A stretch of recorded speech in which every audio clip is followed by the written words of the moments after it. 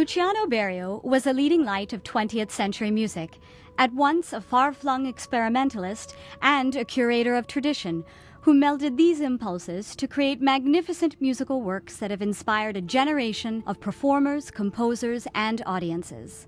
In 2008, the New York Philharmonic celebrates the creativity and legacy of this great internationalist with performances of some of his most masterful works. For him, music had to be intimately connected with all aspects of the surrounding cultural context. I was leaving Juilliard and I wandered in, and sure enough, there was Martin Luther King speaking that night, and I heard him. And of course, a year later than that, he was assassinated, and shortly after that, we had a music history class.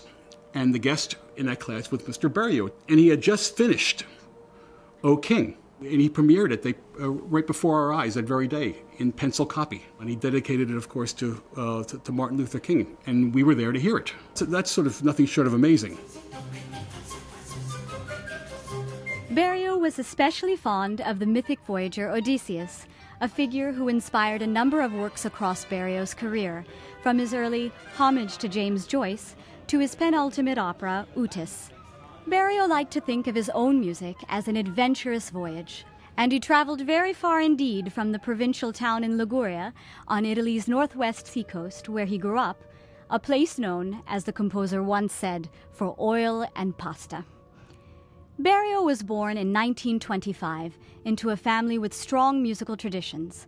His grandfather and father were composers, as well as organists in the local church. When he was 19, Berio was forced to join the army during Mussolini's last-ditch effort to hold on to power. He was given a gun, but no instructions on how to use it. The weapon accidentally exploded and severely injured his right hand. Berio fled the army hospital and joined the resistance.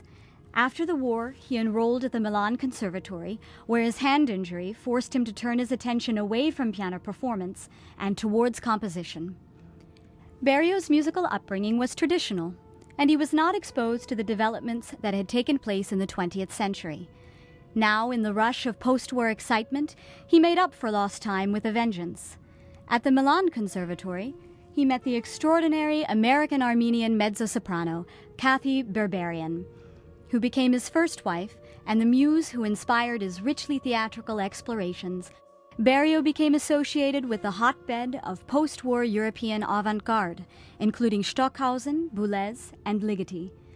But he also maintained a distance from its more doctrinaire tendencies. In the 1950s, his work for the National Italian Radio led to a period of experimentation with electronic music.